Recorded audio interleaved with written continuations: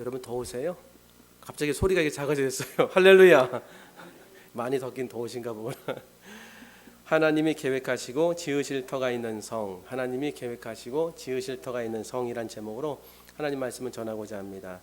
오늘 아브라함에게만 초점을 좀 맞춰서 믿음장에서 아브라함에게만 초점을 맞춰서 좀 은혜를 나누고자 합니다.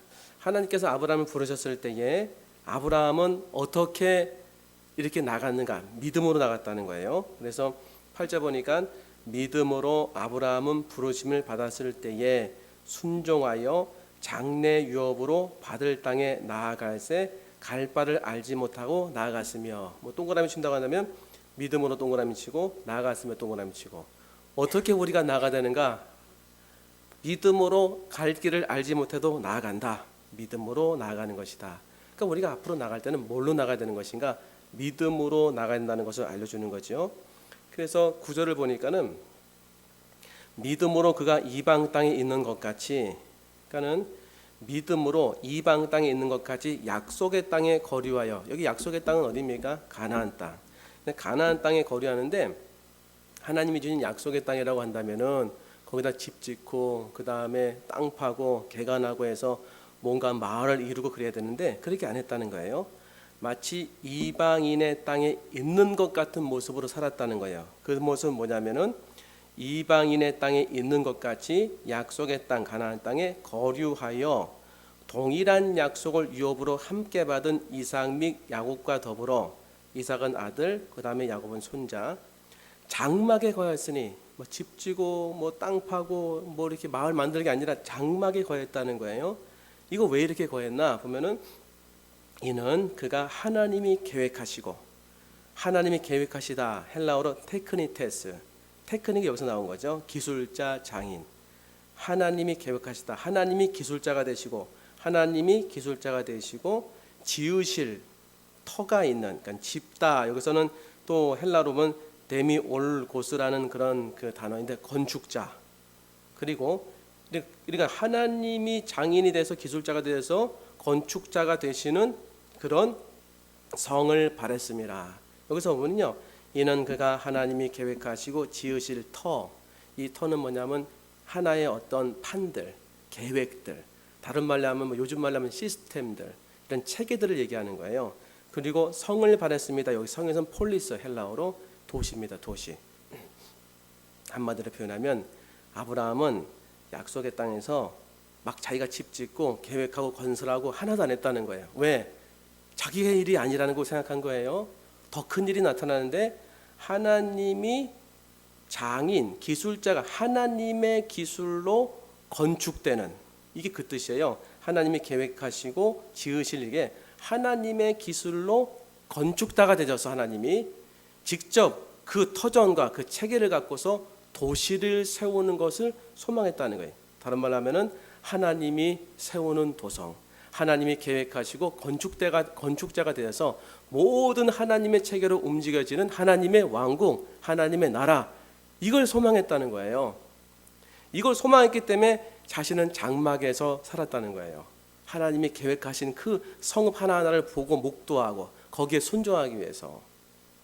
그래서 굉장히 그 놀라운 그런 믿음의 모습이죠. 그래서 우리가 그 주기도를 할 때도 하늘에 계신 우리 아버지요, 그 다음에 이름이 거룩히 여김을 받으시오며, 그 다음 뭡니까? 나라가 임하옵시며. 이게 뭐예요? 하나님의 나라가 어디로 임한다는 거예요? 이 땅에. 그러니까 아브라함은 실제로 하나님의 나라가 이 땅에 임한다는 사실을 믿는 것뿐만 아니라 완전히 소망해서 자기의 삶을 묶어뒀다는 거예요. 이렇게 장막으로. 우리가 이 아브라함의 믿음의 모습 가운데 우리가 지금 이 땅에서 어떻게 신앙생활을 해야 되는지를 굉장히 잘 알려주고 있는 것입니다. 우리가 아브라함의 이 모습을 통해서 이 땅에서 어떤 신앙인의 모습으로 어떻게 신앙생활을 해야 될 것인가, 세 가지로 한번 살펴보겠습니다. 첫 번째는 실제로 역사하는 하나님의 나라를 소망하라. 실제로 역사하는 하나님의 나라를 소망하라. 여러분, 부활한 다음에 저와 여러분은 어디서 삽니까? 성경의 말씀에 따르면 주님이 저기 공중으로 임해서 화성이나 목성이 임합니까? 아니면 여기로 임합니까? 주님의 재림은 여기에, 여기 이 땅입니다. 이 땅.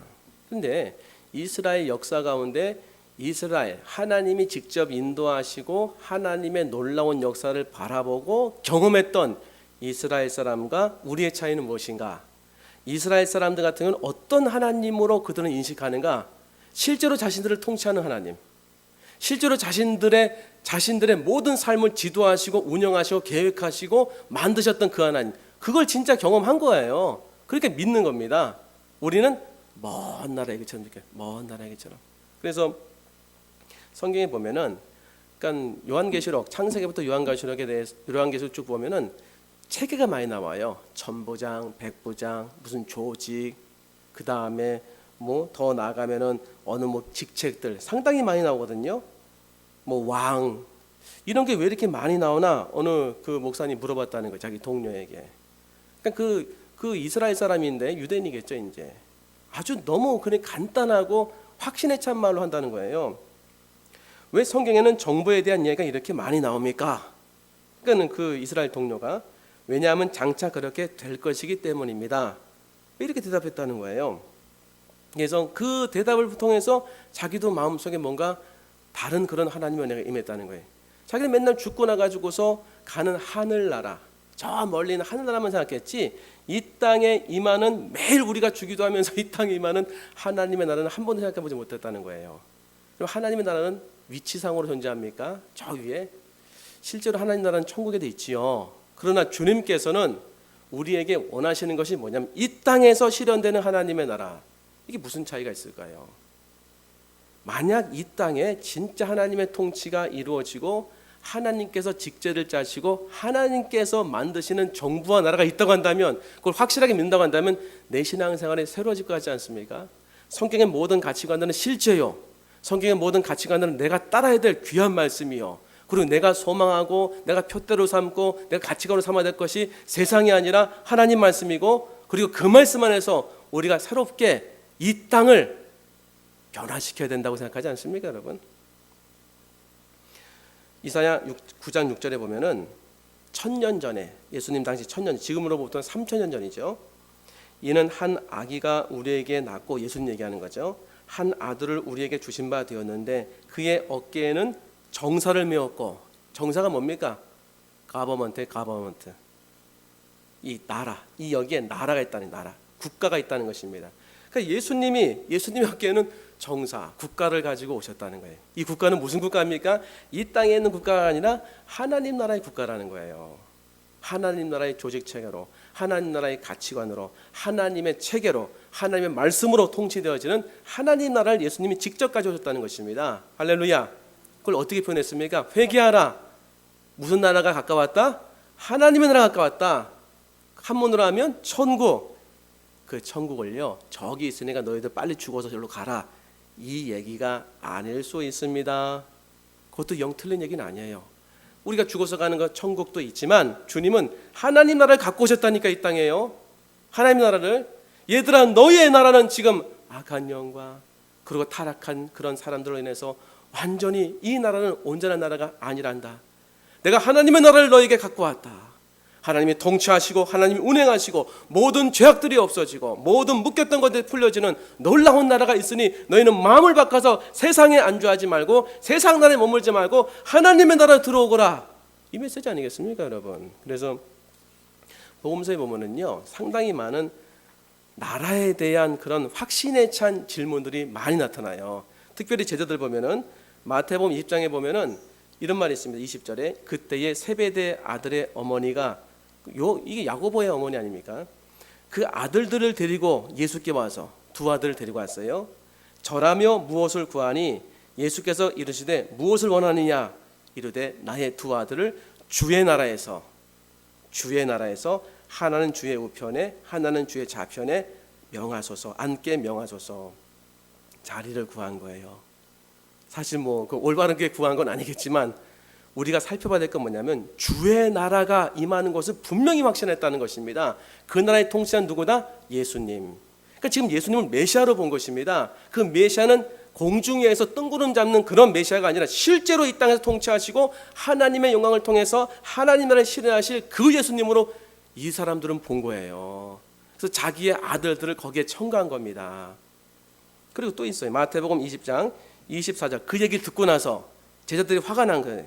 10제자가 듣고 그 두 형제에게 대하여 분이 여기거늘, 자기들 다 뺐으니까 예수께서 제자들을 불러다가 이르시되 이방인의 집권자들이 그들을 임의로 주관하고 세상 나라에 대한 그런 말씀을 주시는 거죠. 그 고관들이 그들에게 권세를 부리는 줄 너희가 알거니와 세상 나라는 그렇게 어처구니 없이 권력으로 사람들을 짓밟고 그리고 그 힘으로 사람들을 누르지만 너희 중에는 그렇지 않아야 하나니 너희 중에 누구든지 크고자 하는 자는 너희를 섬기는 자가 되고 너희 중에 누구든지 으뜸이 되고자 하는 자는 너희의 종이 되어야 하리라. 세상에 있는 임금들과 통치자들은 그 나라의 주권자들은 사람 이렇게 막 누른다는 거예요, 힘으로. 그럼 너희는 그렇지 않다는 것입니다. 그렇게 하지 말라는 것입니다. 섬기는 사람이 되라. 첫째가 되고자 하는 말째가 되라. 하나님 나라의 통치 기준을 말한 것입니다, 여러분. 그러면 지금 우리가 여기서 놓치지 말아야 할 게 뭡니까? 지금 예수님은 이 땅에서 하나님의 나라에 실현하는 그 법칙과 원리를 제자들에게 직접 말씀하시는 거예요, 실제로. 그러면서 부활하신 다음에 40일 동안 이 땅에서 이렇게 예수님이 그 부활을 나타내시고 제자들에게 하나님의 나라에 대한 일을 얘기하셨어요. 하나님의 나라에 대한 이야기. 사도행전 1장에 보면은요, 40일 동안 뭐 얘기하셨냐? 하나님의 나라에 대한 이야기를 했습니다. 그 나라는 뭡니까, 여러분? 저기 공중에 보면은 천국에 이제 거기 뭐가 있는데 거기는 뭐 뜬구름 잡는 얘기들이 있다. 죄송합니다, 표현이. 그런 거 얘기하지 않을 성이 굉장히 높다는 거예요. 초인적인 슈퍼내추럴에 대한 그런 얘기를 하신 것이 아니라 실제로 이 땅에 가져오는 하나님의 나라, 너는 섬기는 자가 되거라, 사랑해야 된다, 원수를 갚지 마라, 이런 것에 대해서 끊임없이 주님이 말씀하지 않으셨을까. 그래서 제자들이 이랬어요. 사도행전 1장 4절에 보면 사도와 함께 모이사 그들에게 분부하여 이르시되 예루살렘을 떠나지 말고 내게서 들은 바 아버지께서 약속하신 것을 기다리라. 뭘 들었습니까? 성령을 들은 거죠.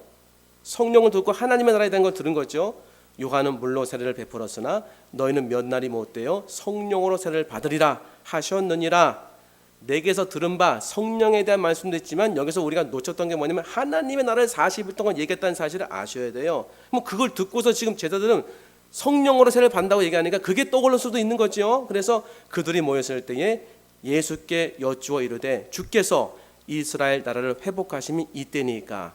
왜 회복해야 된다고 하냐면 지금 이스라엘 나라는 세상 나라보다 타락했기 때문에, 하나님의 통치가 나타나지 않기 때문에, 하나님이 통치했던 다윗의 왕국, 그 이전에 사사기의 하나님의 통치의 왕국, 더 넘어가면 아브라함을 통해 역사했던 그 광야에서 역사했던 하나님이 직접 통치하시는 하나님 백성의 친나라, 이 나라가 회복되는 것이 이때입니까? 라고서 물어보니까 예수님께서 이르시되 때와 시기는 아버지께서 자기의 권한에 두셨으니 너희 알 바가 아니요.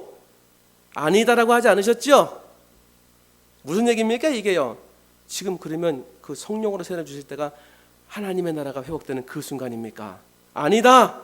하나님은 저기 있다 이렇게 얘기하지 않으시고 때와 기한은 아버지께 있으니 너희는 오직 성령이 너에게 임하시면 너희가 권능을 받고 예루살렘과 온 유대와 사마리아 땅끝까지 이르러 내 증인이 되리라. 이 증인은 뭘까요? 복음의 증인이죠. 하나님 나라 확장의 증인입니다, 여러분. 그래서 우리가 아브라함을 볼 때 그걸 놓치면 안 돼요.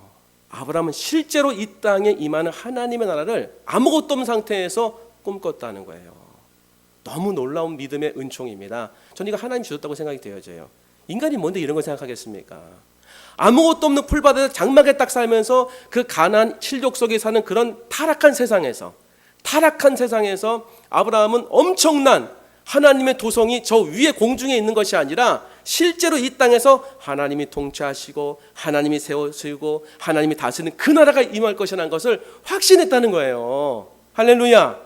그 도시 폴리스를 우린 너무 개인 구원에 끝나는 거 아닙니까?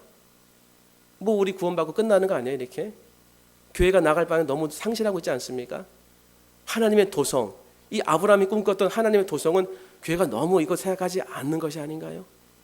우리 구원하기도 바쁩니다 그렇게 얘기하고 말 겁니까? 그냥 내 코도 석차인데 뭐 남까지 얘기합니다. 아니에요. 아브라함은 이와 같이 원대한 하나님의 꿈을 품고서 그 나라를 바라보면서 기도하고 현실적인 신앙생활을 했다는 거예요. 빛과 소금 역할을 감당하면서 하나님이 주신 사명 감당하면서 너무 이 신앙이 필요하다고 생각이 되어집니다. 지금 이 시대에 가나안 치족속이 여기는 얼마나 많습니까? 여기는 가나안 치족속뿐만 아니라 골리앗 같은 얼마나 많아요. 상황은 똑같은 거예요. 마치 영적으로 황무지와 같은 이곳에 우리는 장막을 짓고 여기서 영원히 살 게 아니죠. 장막을 짓고 이방인처럼 살면서 무엇을 바라는가? 이 땅은 다 없어져야 된다. 이 땅은 다 못된 땅이다. 아니라는 거예요. 하나님이 약속하신 땅이 여기 아닙니까? 가나안 땅이. 우리 하늘에서 살다가 주님이 부활하신다 어디로 오는 거예요? 여기로 오는 것입니다. 그런데 이 땅을 사랑하면서 이 땅에 하나님의 통치를 우리가 주님 나라 가는 그 순간까지, 우리 목숨이 다하는 그 순간까지 우리도 아브라함처럼 그 나라를 꿈꾸기만 한 것이 아니라 실제로 그 나라를 실현할 수 있도록 내 위치에서 내 사명을 갖고서 하나하나 벽돌을 쌓고 하나하나 자가를 줍고 하나하나 인간관계를 펼치며 그 가운데 말씀과 복음을 증거했다는 거예요. 할렐루야. 이게 아브라함에게 배워야 될 믿음의 모습입니다. 오늘 우리에게 필요한 거예요.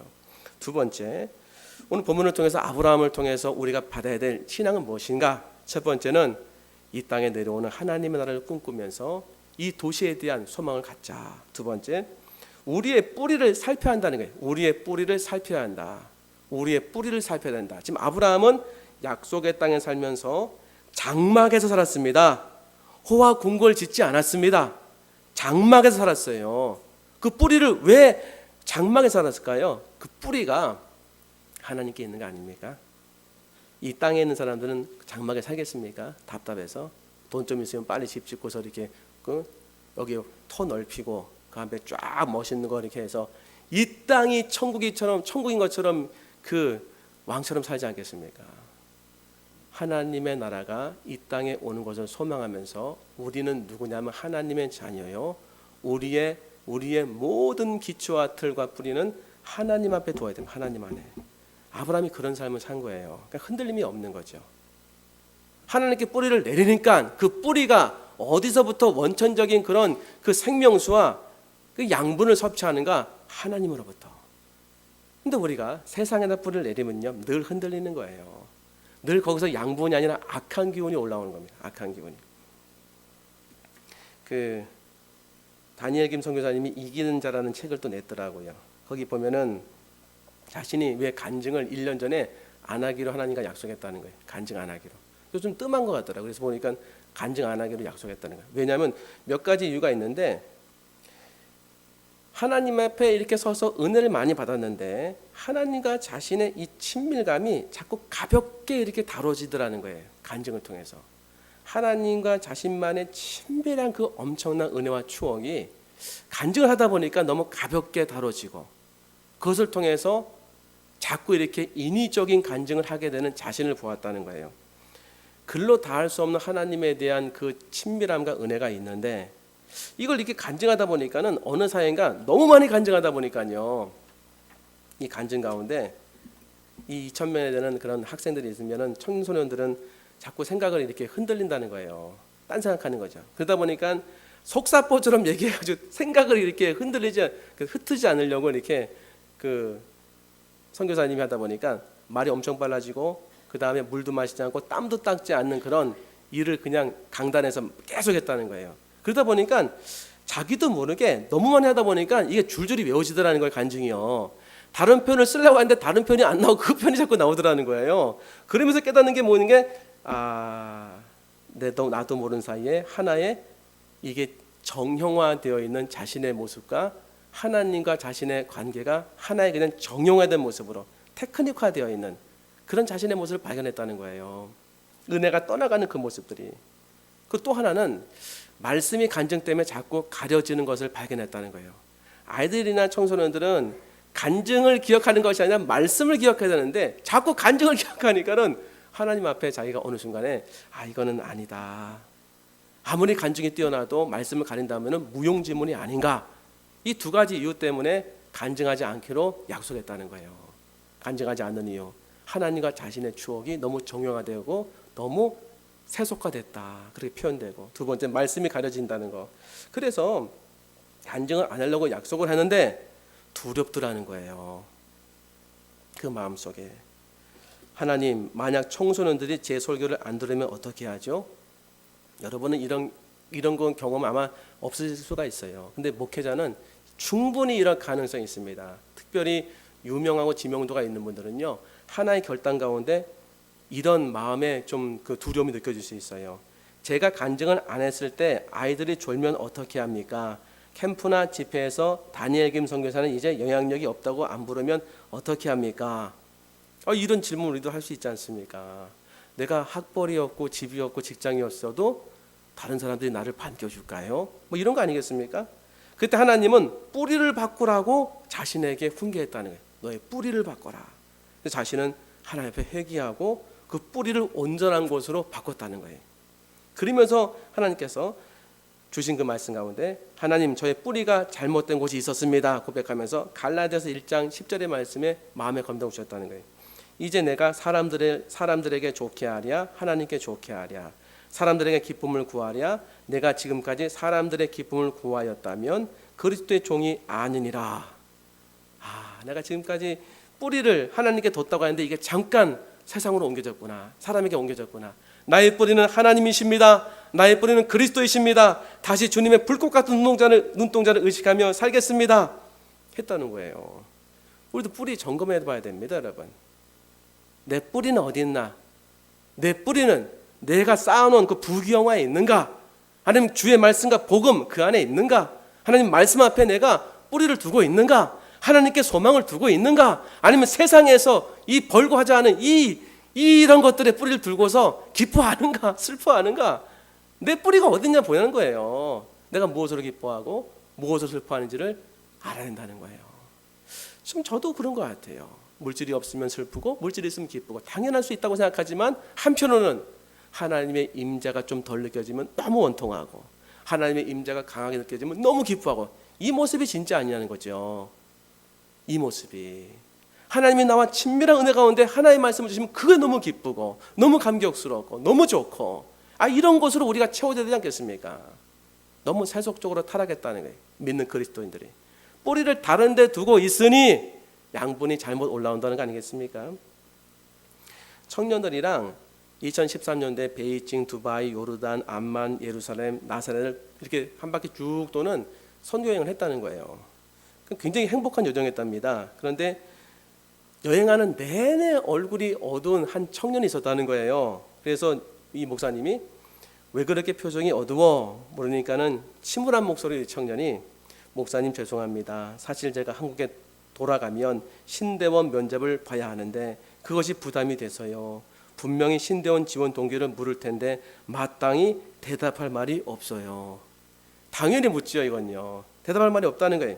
그러니까 이 선교사님이 다른 사람들은 뭐라고 말해?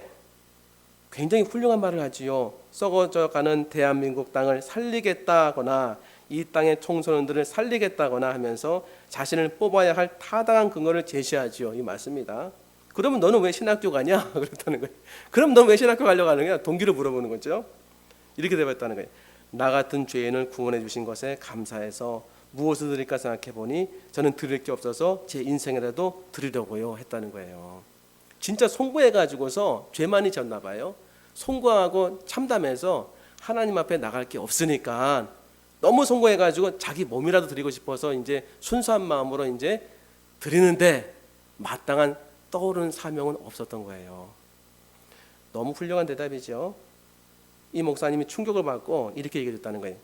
지금 나한테 말한 그대로 면접관에게 얘기해. 그럼에도 불구하고 너를 받아들이지 않는 신학교라면 굳이 그 학교에 갈 필요는 없어. 저도 동의합니다, 여러분. 인자를 알아봐야 되죠. 뿌리가 어디에 온 겁니까? 세상에서. 세상에서 하나님의 은총 가운데 하나님께 둔 사람은요 이렇게 돼요. 이렇게 우리가 점검해 봐야 됩니다. 내 마음이 정말 가난한 자의 마음이 되어 있는지. 심령이 가난한 자는 복이 있나니. 이게 심령의 가난이 뭘까요? 진짜 마음에 가난하고 없다는 거예요. 그 마음에 가난한 자는 마음에 없어요. 하나님밖에. 심령의 가난은 하나님밖에 없는 사람을 얘기하는 것입니다, 여러분. 사랑하는 성도 여러분, 우리가 어느 순간인가 하나님께 받은 그 복 때문에 자꾸 놓치는 거예요. 내 진실한 삶을 놓쳐버리고 하나님 앞에 순수한 삶을 다 놓쳐버리고서 자꾸 우리가 뭐 하려고 하고 뭐 거대한 거 나아가려고 하고 세상의 가치관을 쫓아가 가지고서 뭐 대단한 거 얘기하고 대단한 거 없습니다, 여러분. 성경을 보세요. 성경 역사적인 사건들 많이 다뤘거든요. 3,000년 전에, 2,000년 전에, 1,000년 전에 똑같이 반복되면서 말하는 게 있습니다. 하나님을 의지하라. 그만이 영원하시다. 하나님을 의지하라. 그만이 위대하시다. 하나님을 의지하라. 그만이 송축의 대상이다. 하나님을 의지하라. 그만이 예배의 대상이다. 맞습니다, 여러분. 우리의 진정한 자리는요, 하나님 경외의 자리예요. 진정한 우리의 자리는 하나님 앞에 예배하는 그 자리. 진정한 이 자리는요, 창조자 하나님을 경외하는 그 자리. 뭐 대단한 게 얼마나 많이 있다고. 장막에 살았습니다. 위대한 위인은요, 장막에 살면서 이렇게 원대한 꿈을 꾸고 하나님께 영광을 돌렸어요.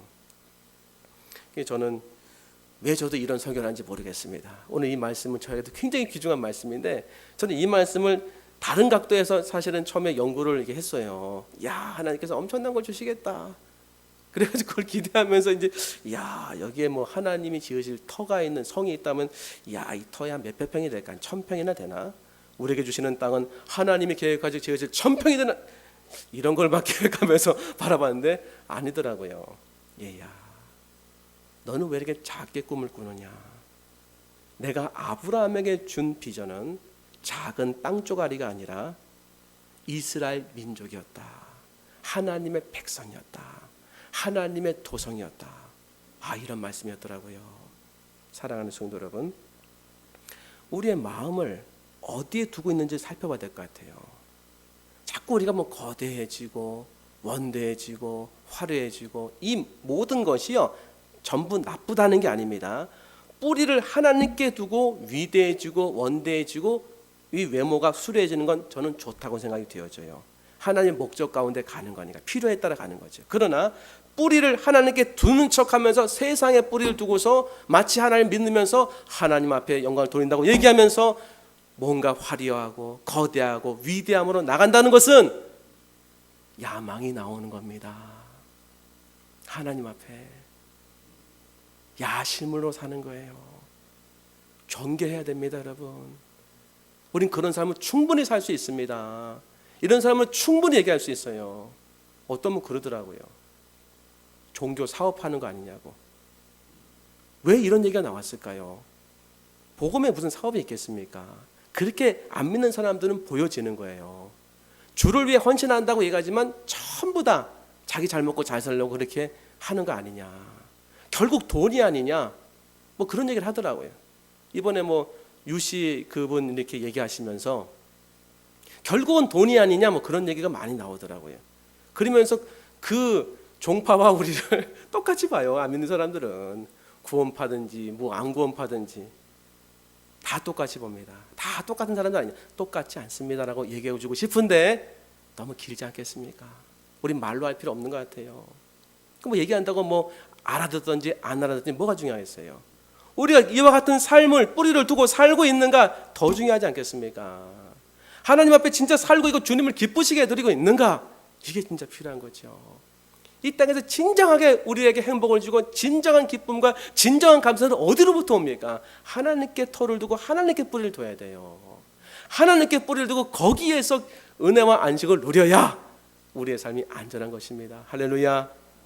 마지막 세 번째, 우리가 오늘 아브라함을 통해서 어떻게 믿음 생활을 지금 해야 될 것인가? 하나님의 도성을 꿈꾸자.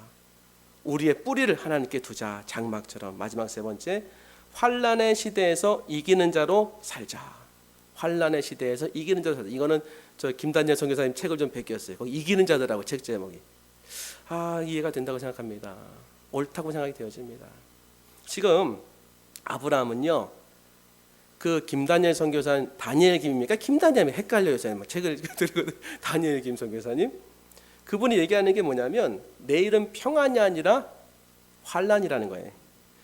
우리의 메시지와는 우리의 메시지가 아니죠. 일반적인 메시지와는 반대로 얘기하는 경향이 있어요. 내일은 주님의 평안입니다. 주님의 은혜입니다. 주님께서 함께. 맞아요. 그러나 한 가지를 놓치지 말아야 될 것은 내일은 평안 가운데 환난이 있을 수 있다는 것입니다. 그리스도인들에게는요, 하나님의 허락하신 고난이 있을 수 있습니다. 그걸 얘기를 안 하는 거죠. 내일은 평안만 있다고 얘기하니까 환난이 닥치면은 살 수가 없는 거예요. 너무 연약한 그리스도인들을 우리는 이렇게 세우는 것이 아닙니까? 메시지가 그거예요. 내일은 평안이 아니라 환란이다. 왜? 아브라함에게는 그랬습니다, 여러분. 이삭에게는 그랬습니다. 최소한 아브라함은 내일이 환란이었어요. 뭐 약속된 게 아무것도 없는 거예요. 이삭은 어떻습니까? 우물 파가지고 계속 빼앗기지 않습니까?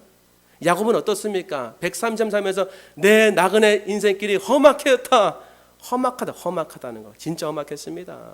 요셉은 어땠습니까? 그게 평안입니까? 나중에 평안이라고 할지 모르겠지만 환란이었어요. 연속해서 애굽으로 갔다, 감옥으로 갔다. 그러면 신약 시대에는 예수님의 제자들은 평안입니까? 환란입니까? 환란이었습니다. 그 환란 가운데 주님의 평안과 주님의 위로와 주님의 능력과 주님의 삶이, 주님의 놀라운 은총이 나타난 것이지요. 이 땅은요, 끊임없이 악의 세력들이 우리를 공격하고 넘어뜨리고 쓰러뜨리고 악하게 만듭니다.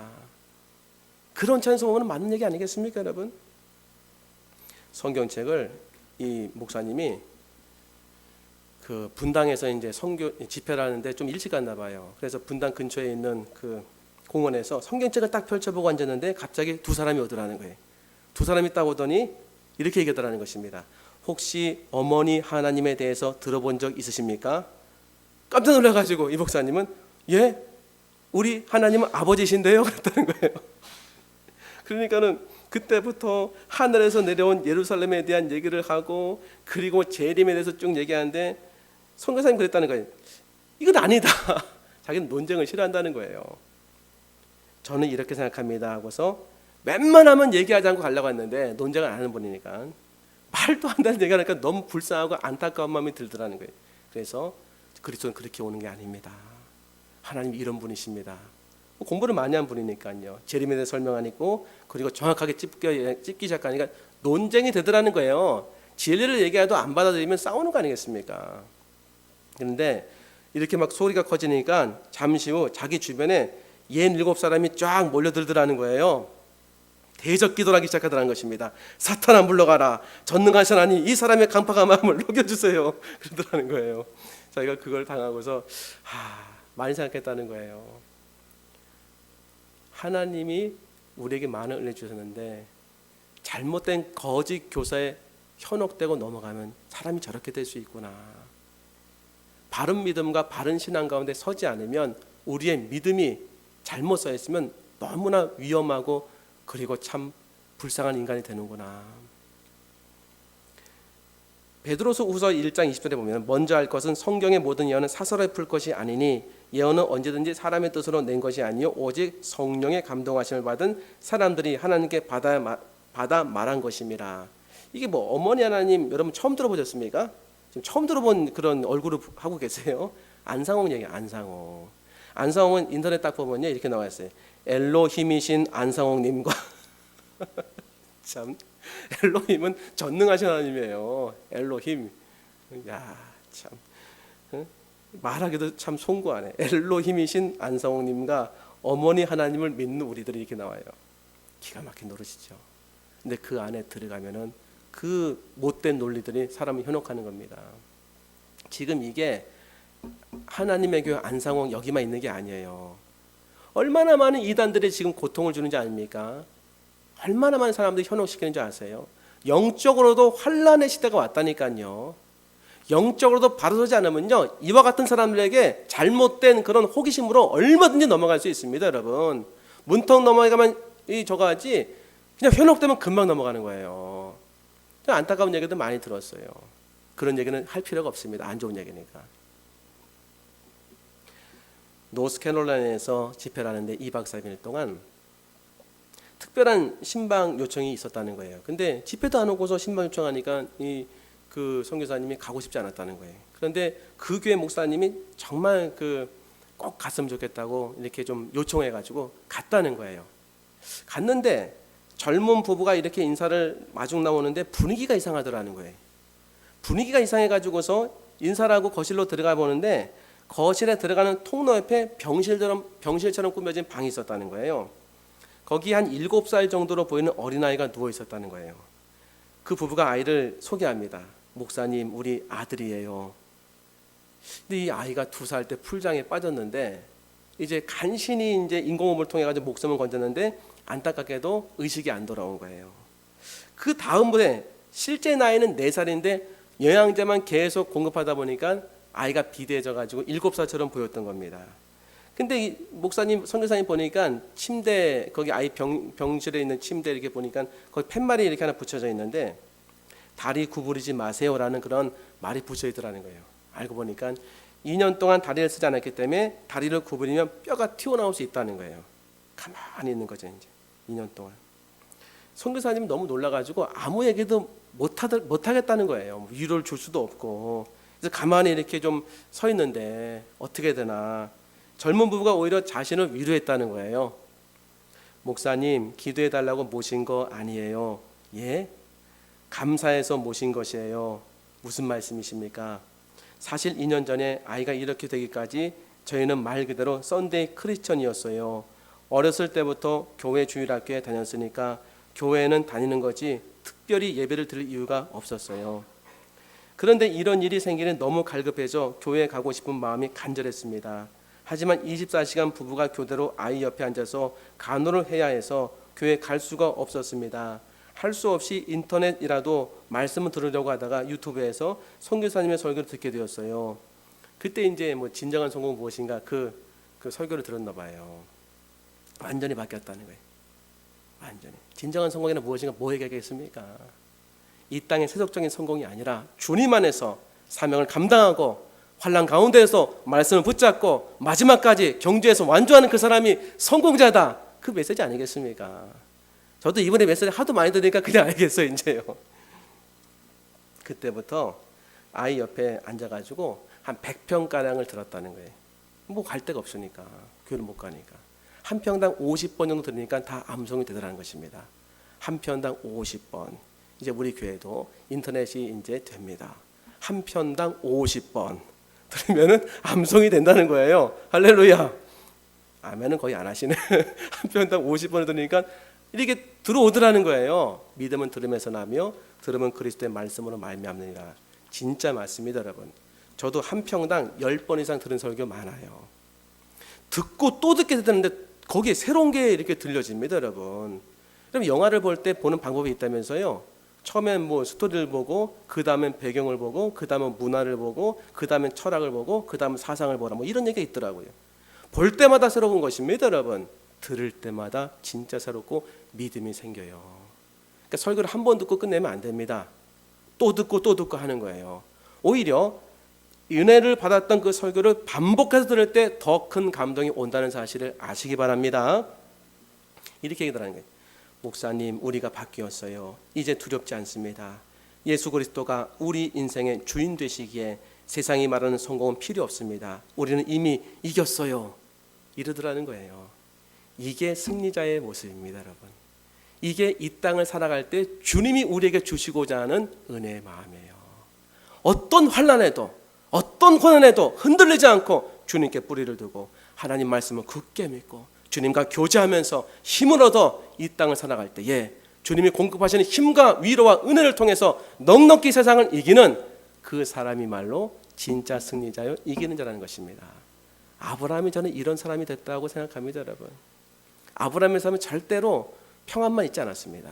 환난도 많았습니다. 그러나 그는 마지막까지 믿음을 통해서 하나님께 영광을 돌리고 그 믿음을 통하는 모든 과정 가운데 하나님이 직접 섭리하시고 직접 다스리시고 그의 모든 필요를 채워주시고 은혜와 기쁨과 감사를 주신 하나님의 모습이 있습니다. 우리도 마찬가지입니다. 하나님 믿고 의지할 때 이 은혜가 있을 줄 믿습니다. 하나님의 도성을 같이 사모했으면 좋겠어요. 그리고 우리가 장막에 비록 거하지만 내 뿌리를 하나님께 두고 살 때 주님이 기쁨 주십니다. 비록 우리의 삶은 환난이 있을지 모르겠지만 하나님의 놀라운 은총 가운데 믿음을 붙잡고 사명을 완수할 때 주님이 주시는 큰 기쁨과 은혜가 있을 줄 믿습니다. 기도하겠습니다. 하나님 아버지 감사합니다.